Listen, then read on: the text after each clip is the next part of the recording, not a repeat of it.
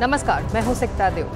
दिल्ली की हवा इन दिनों बहुत भारी है। प्रदूषण की एक चादर ने जैसे पूरे आसमान को ढक रखा है। ना धूप धरती तक पहुंच रही है, ना हवा धूल को बहाकर ले जा रही है। दिल्ली में औसत AQI 450 के पार है, यानी बेहद खतरनाक। डॉक्टर कहते हैं कि फेफड़ों पर इसका सबसे बड़ा असर है। दिन में 20 सिगरेट पीने के बराबर धुआं फेफड़ों में जा रहा है। अस्थमा के रोगियों को दिल्ली से बाहर जाने की सलाह दी जा रही है। निर्माण कार्य रोक दिया गया है। BS3 मानक वाली गाड़ियां अब दिल्ली में नहीं आ सकती। BS4 की डीजल वाली गाड़ियां भी दिल्ली में नहीं आ सकती। लेकिन ये सब अस्थायी समाधान है।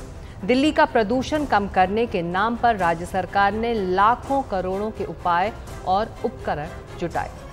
बीते साल स्मॉग टावर का भरपूर प्रचार हुआ। इस पर 45 करोड़ का खर्च आया, लेकिन अब वो बंद पड़ा है। कहा जा रहा है कि दिल्ली के लिए ठीक नहीं। एंटी स्मॉग गन पर 2.5 करोड़ खर्च हुए, लेकिन प्रदूषण के स्रोत खत्म नहीं हुए। पराली गलाने के लिए बायो डिकम्पोजर का भी धूमधाम से प्रसार किया गया। 70 लाख का खर्च आया। इसके प्रचार पर 20 करोड़ का खर्च आया, लेकिन पंजाब में ये काम नहीं आ रहा। अब क्रशिंग मशीन को भी पराली का उपाय माना जा रहा है, लेकिन 2 लाख में एक मशीन आती है। किसान खरीद नहीं सकते। लेकिन सवाल है कि सितंबर और अक्टूबर तक पूरे साल लगभग ठीक ठाक रही हवा नवंबर आते आते जहरीली क्यों हो गई? जानकार पंजाब की ओर इशारा कर रहे हैं। उनका कहना है कि फसलों की कटाई के बाद वहां अब नवंबर में पराली जलनी शुरू हुई है। माहौल में इसका असर है। दिलचस्प ये है कि हर साल दिल्ली के प्रदूषण के लिए पंजाब को कोसने वाली दिल्ली सरकार इस बार चुप है, क्योंकि दिल्ली और पंजाब दोनों जगह उसी की ही सरकार है। यानी दिल्ली की सांसों पर पंजाब की सियासत भारी है।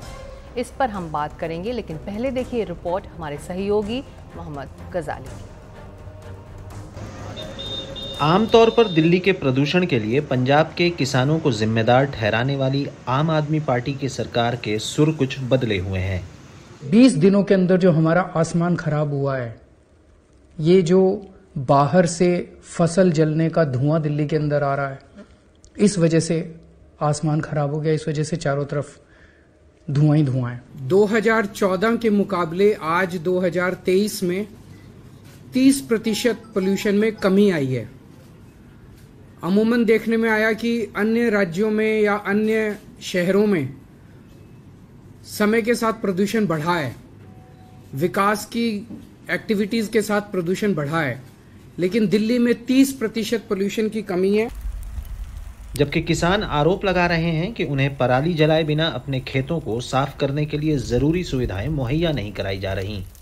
ਅੱਗ ਲਾਉਣ ਦਾ ਵੀ ਸਾਨੂੰ ਸ਼ੌਂਕ ਆ, ਇਹ ਸਾਨੂੰ ਮਜਬੂਰੀ ਆ, ਹੋਰ ਕੋਈ ਹੱਲ ਨਹੀਂ ਹੈਗਾ ਸਾਡੇ ਕੋਲੇ।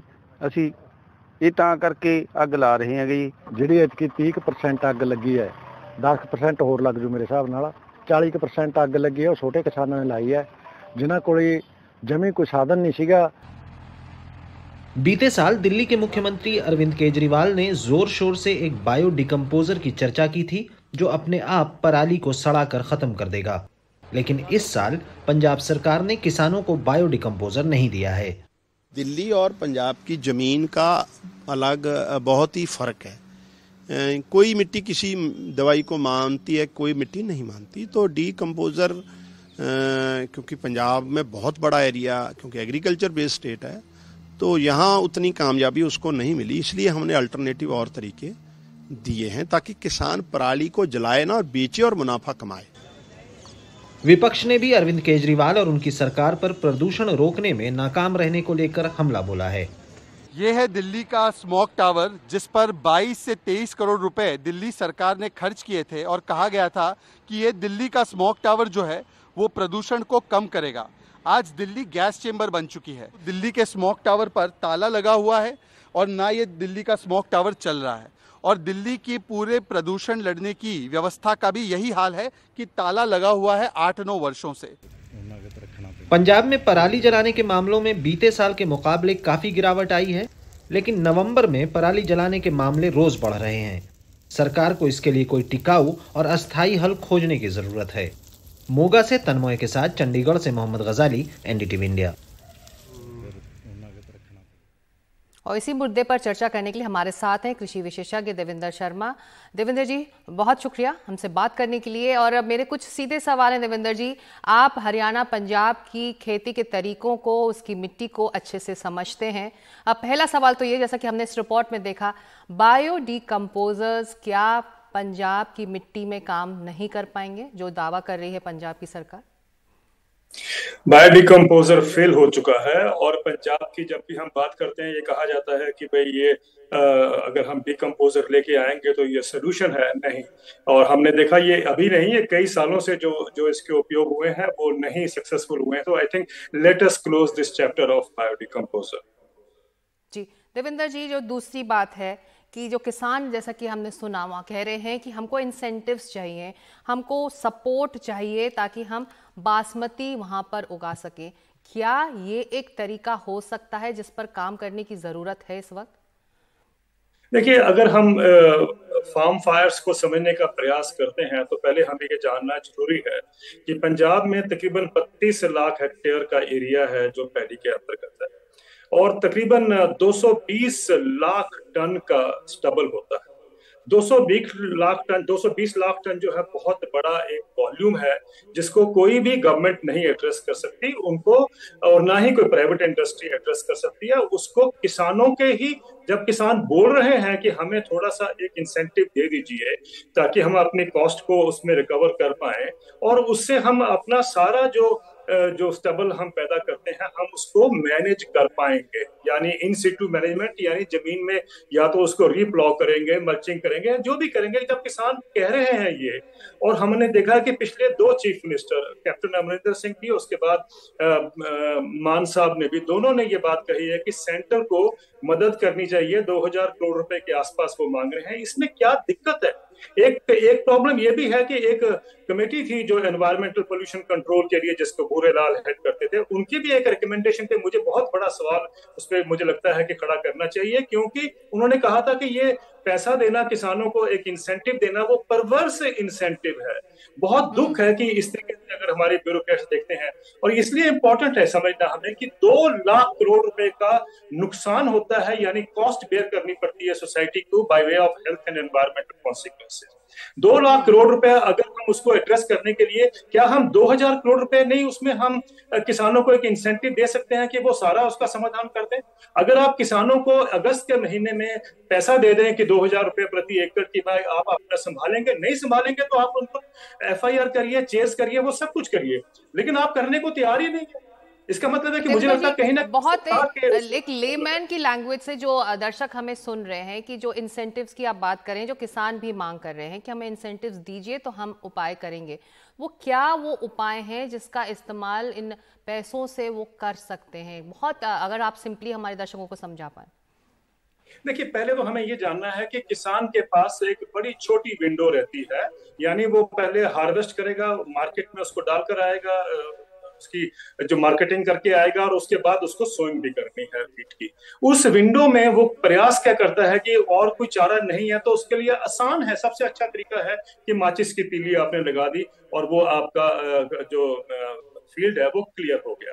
किसान ये कहते हैं कि आपने जो हमें मशीनें दी हैं, और मशीनों का भी आप देखें 1,37,000 मशीनें हैं पंजाब के पास, बल्कि पंजाब एक और प्रॉब्लम क्रिएट करने जा रहा है अपने लिए। आने वाले सालों में वो जंक यार्ड बन जाएगा मशीनों का। इन मशीनों का 2-3 हफ्ते से ज्यादा उपयोग है ही नहीं है, वो साल में खड़ी है वहां पर खेतों में, और इस मशीनों को हमने ज्यादा प्रमोट किया, ज्यादा पुश किया। उसमें कई मशीनें तो अब रिडंडेंट भी हो गई हैं। एक टाइम पर हैप्पी सीडर को प्रमोट किया गया था एग्रेसिवली, आज वो किसान उसको यूज ही नहीं करते हैं, क्योंकि अब सुपर सीडर और ये स्मार्ट सीडर, ये सब मशीनें आ चुकी हैं।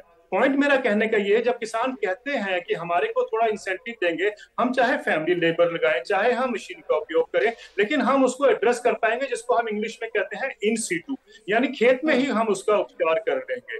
तो क्या दिक्कत है, मुझे समझ नहीं आता। Why can't the government say, why are we being penny wise and pound foolish? क्योंकि जब हम 2 लाख करोड़ रुपए का नुकसान देख रहे हैं, उससे हर साल होता है। और एक चीज और बता दूं, एक इंटरनेशनल इंस्टीट्यूट ने ये असेस किया है कि अगर ये 5 साल का लॉस अगर आप देखते हैं तो ये 700 एम्स के इंस्टीट्यूट्स को वो पे कर सकता है।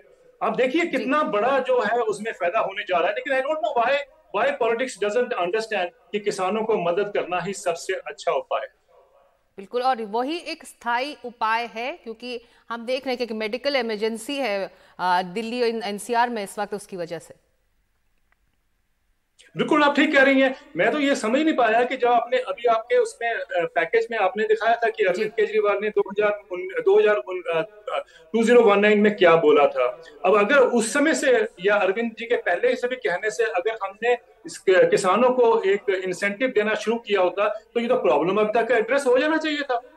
क्या कारण है कि गवर्नमेंट्स को ये समझ नहीं आता कि ये सबसे बेस्ट सोल्यूशन है, टिकाऊ है, और ये अगर आप 2000 करोड़ रुपए दे देते हैं और ये हम ना भूलें। आप ये मत सोचिए कि किसान को जबरदस्ती मांग रहा है। अभी एक ओईसीडी की रिपोर्ट आई है कल परसों, वो ये कहती है कि 2022 में भारत के किसानों को 14 लाख करोड़ रुपए का नुकसान हुआ।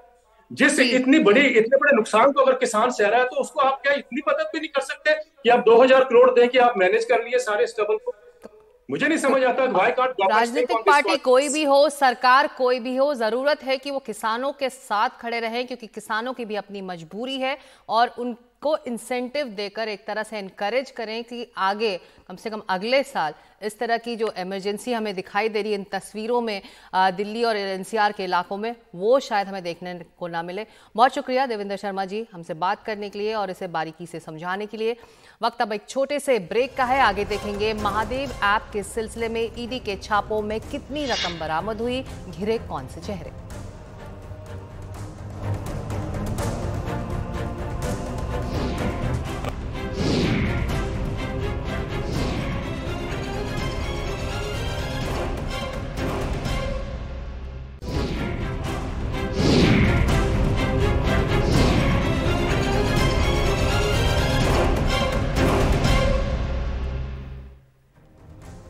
और ईडी ने आज एक प्रेस रिलीज जारी कर बताया है कि उसने छत्तीसगढ़ के 5 जिलों में छापे मारकर 5 करोड़ से ज्यादा की नकदी बरामद की है। गंभीर इल्जाम यह है कि जिस महादेव ऐप को लेकर ये छापेमारी हुई उसकी ओर से 508 करोड़ रुपए मुख्यमंत्री भूपेश बघेल को दिए गए।